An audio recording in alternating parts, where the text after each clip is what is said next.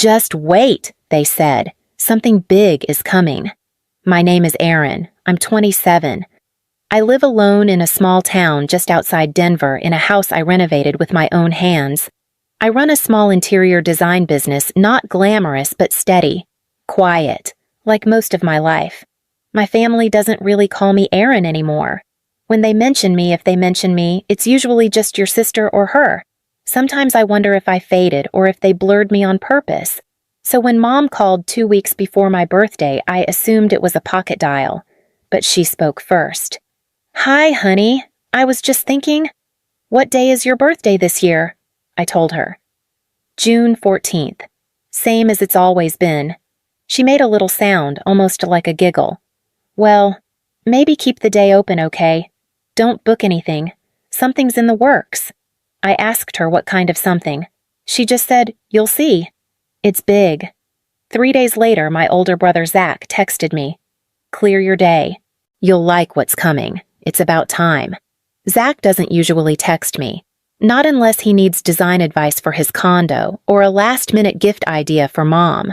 But this time, he didn't ask for anything. He just sounded in on something, which made me hesitate.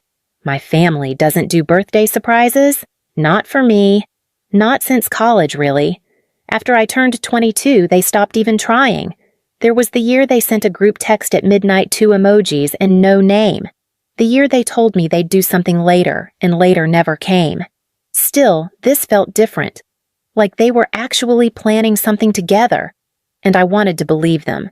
So I canceled my site visit that day. Declined dinner with a friend. I even bought myself a small cake chocolate with a sugar flower on top from the same bakery my dad used to stop at when I was a kid. I cleaned the kitchen, lit a candle, set 2 plates on the table. Not because I thought someone would show up. Just in case. I put on the pearl earrings Grandma gave me when I was 16, and I waited. By noon, I'd refreshed my messages 5 times. By 2, I'd started checking Zach's socials just to see. The candle burned lower. The frosting on the sugar flower started to melt. And the only question that started to settle in heavier than the silence was, did they actually remember me this year, or did they just want me to hope they did? By 2:30, the candle had melted halfway down. The sugar flower drooped a little. I moved the plate thinking I'd wait until dinner. I kept the table set for 2. I told myself maybe they were planning something in the evening. Maybe there'd be a group video call, a surprise delivery, even a message that started with "close your eyes." I didn't really believe any of it, but I didn't stop hoping either.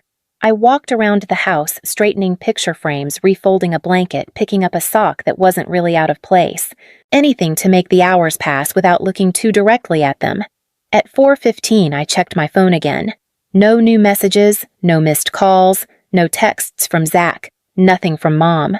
Just a software update reminder and an email from a furniture vendor. I thought about calling them. Just asking directly, is something still happening? But I couldn't bring myself to. I didn't want to sound desperate, or worse, be met with confusion. At 5:00, I sat at the table and stared at the second plate. I poured a glass of wine, not because I was celebrating, but because I needed something in my hand that wasn't a phone. I took 1 bite of cake. It tasted like sugar and silence. By 6:15, I opened Instagram, not to post anything, just to scroll. Everyone else seemed to be somewhere, at dinners, parks, concerts, smiling beside balloons or holding dogs with birthday hats. I told myself that people post highlights. I told myself not to read into it. But my own screen was still quiet. No tags, no notes, no happy birthday, Erin. I refreshed the family group chat. The last message was from 5 days ago, a photo of Paul's dog in a goofy sweater. Zach had commented legend. I had added a heart. No one had even noticed. By 7:00, the candle gave up. I let it burn out on its own. I thought I might cry, but nothing came. There was no anger, no dramatic feeling, just stillness. I wasn't waiting anymore, but I still couldn't stop wondering what was the big thing. And how could it not include me? At 7:45, I opened Instagram again. I told myself it was out of boredom, but really, I was hoping for one photo, one mention. a candle emoji, even a blurry group shot with me tagged late. Instead, I found something else. A story posted just minutes ago. Mallory's account. I tapped it. It opened with a swing of string lights over a wooden deck, then panned slowly to a long dinner table. My parents, Zach, our Aunt Denise, even Uncle Leo, who lived 2 states away. Everyone smiling. Glasses raised, napkins on laps. The family cabin. The one we'd stopped visiting because it was too far or needed repairs. The one I always offered to help fix. The one they said no one used anymore. Above the table, written in uneven gold script, hung a banner, Zach and Mallory forever starts now. The caption, a night to remember, got us engaged, again. Family. First. I blinked. Read it again. Engaged again. They were celebrating a second engagement, not even the first, just a party, a redo. And somehow that had replaced my birthday. They hadn't forgotten. They had made a choice. And then I saw her. Mallory in soft pink, smiling, laughing, head tilted just enough to reveal the necklace, the locket. It caught the light for a moment, unmistakable. Oval worn smooth at the edges with a small etching of leaves along the border. My grandmother's, the one she wore every holiday, every graduation, the one she let me hold at her bedside when I was 12 and whispered, "This is for you, baby, when you're grown, when it's your time." After she passed, I asked about it once. Mom said she was keeping it safe. That was the end of it. Until now. Mallory wore it like an accessory. No hesitation, no meaning. I tapped to the next story. My mother was hugging her, wiping away a tear. The caption read, "Gained a daughter tonight." My stomach went still. It wasn't that they hadn't invited me. It was that I no longer belonged. And they weren't sorry. They were proud enough to post it, proud enough not to hide it. I wasn't erased by mistake. I had been replaced carefully, deliberately, and with a toast. And maybe the worst part wasn't what they took. It was how easily they gave it away. I was 12 the last time I held the locket. Grandma had taken it off slowly, as if her fingers already knew time was slipping. We were sitting on her screened-in porch, a tray of orange slices between us. The summer air was thick and sweet. She looked at me, really looked. Not through me, not past me. Just at me. "You've got quiet eyes," she said, "like your mama did when she was little." Then she reached for the necklace, unhooked the clasp, and pressed it into my palm. "This one's yours," she whispered, "when you're older, when the time is right." Inside the locket was a photo of her and Grandpa on their wedding day, both grinning like they'd gotten away with something. The other side held a folded paper heart, cut unevenly. My name was scribbled on it in fading blue ink, Aaron Lee. I remember asking, "Should I keep it now?" She smiled. "No, but you'll know when it's meant to be yours." After she passed, I waited a few months before asking Mom about it. She brushed it off. "Oh, that old thing, I think I packed it up with her scarves. I'll check later." She never did. And I never asked again. I told myself it wasn't about the locket. It was just a thing. I had the memory. That was enough. But I lied to myself more than once over the years. I told myself she didn't forget me in her will, that maybe the lawyer made a mistake. I told myself maybe Mom was just overwhelmed with grief, that she meant to give it back, that it would come back to me when the time was right. It never did. And now, seeing it around Mallory's neck resting like nothing against her expensive dress, I realized something: they didn't forget my name. They saw it and decided it didn't matter. The locket wasn't just metal. It was proof someone once looked at me and said, "You matter most." And now that proof belonged to someone who hadn't even been there when it was promised. I didn't say anything that night. Not to Mom, not to Zach, not even to Mallory. There was nothing to say. Nothing that wouldn't sound smaller than what they'd already done. Instead, I turned my phone face down and closed the curtains. By morning, I was empty. Not sad, not furious, just done. I opened the family group chat, scrolled through months of shared links photos of Paul's dog birthday emojis for Zach casserole recipes from Aunt Denise. My name or anything about me barely appeared. It wasn't a mistake. It was a pattern.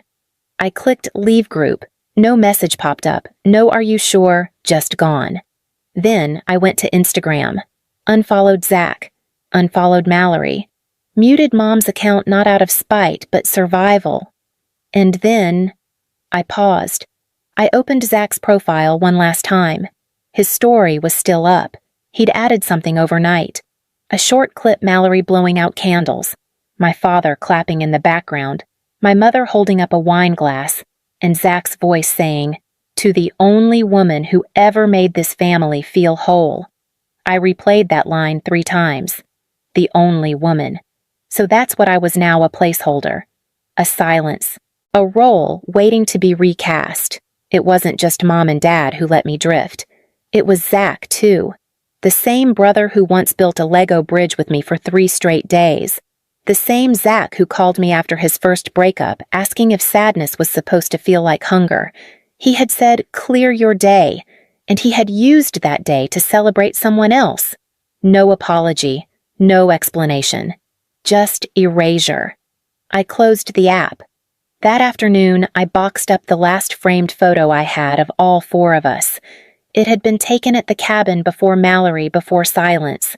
I wrapped it in newspaper and slid it to the back of the closet. I didn't delete it, but I didn't need it out in the open anymore. That night, I didn't light a candle. I didn't check my phone. I watched the sky dim slowly through the window and let it be quiet. Not the silence of being forgotten, but the silence of finally stopping the wait. And the question that kept echoing, the one I hadn't dared ask until now, if this is what they do when they say they love me, what would they do if I asked for nothing? The message came 3 days later. It wasn't from Mom, not from Dad either. It was from Zach. "Hey, saw you left the group. Everything okay?" I stared at the screen for a long time. It was the kind of text you send when you already know the answer but hope the other person will lie to make it easier. I didn't respond. 4 hours later, another ping. "Look, I get that you're upset. But can we just talk? Mallory didn't mean anything by it." Neither did Mom. Still no reply. The next day he called. I let it ring out. Twice. Then he texted again. "You're my sister. That has to mean something, right?" I nearly laughed, not because it was funny, but because it sounded like a line from a show neither of us believed in anymore. By the end of the week, Mom emailed, "Hi, sweetheart. We missed you last weekend. It was all very last minute. Hope you're well. Let's catch up soon." No mention of my birthday, no apology, not even a sorry we forgot. Just polished nothing, but the subject line stayed with me. Still family. Still. As in despite everything. As if they had done something noble by thinking of me at all. A few days later, Zach showed up at my door. He didn't call first. Just stood there holding a bag of bagels from our favorite bakery, like that could undo the rest. I opened the door, but not wide. He held out the bag. Blueberry and plain. Like always. I didn't take it. He shifted awkwardly. "Look, Aaron, I know you're hurt, but do you really want to make this a thing? It was just a celebration. It wasn't about you." I said nothing. He sighed. "I'm getting married. Can we not start this whole division thing right now?" There it was. The ask. Not for understanding, not for repair, just for peace. His version of peace. "Can we just move on?" He added softer. I looked at him then, not as my brother, but as someone who had picked a side and needed me not to cause trouble. I said the only thing I knew he wouldn't argue with, "I'm not trying to ruin anything, Zach. I'm just not pretending anymore." He nodded, like that settled it. Like I had agreed to silence, but I hadn't. I had just agreed to be done. I didn't go to the bridal shower, didn't RSVP, didn't respond to the Evite Mallory's cousin sent with pastel clip art and forced exclamation points. I wasn't surprised they invited me. It looked good, kept things neat. On paper, it proved there were no hard feelings. I let it sit in my inbox unopened until it expired. A week later, Mom called. I picked up this time. "Sweetheart," she said like nothing had happened. "Everyone missed you." I stayed quiet. "Zach said you're still upset. We didn't mean to leave you out. Things just moved fast." You know how it is. I almost said I know exactly how it is, but I didn't, because silence speaks louder when people expect forgiveness. Then she asked Will, "You come to the wedding at least. It's important to your brother." I didn't answer right away. I looked around my house, the space I built, the life I built without them, and realized something I hadn't been able to say before I used to be there. I said finally, "You just didn't look at me." The line went quiet, not dropped, just hollow. Mom cleared her throat. "That's not true, honey, but it was." And she knew it. I didn't say anything else, didn't hang up. I just let the silence stretch between us until she muttered, "Well, let me know." Click. I sat with it for a long time. No rage, no grief, just stillness. Not the stillness of waiting, the stillness of being done. I used to be there. You just didn't look at me.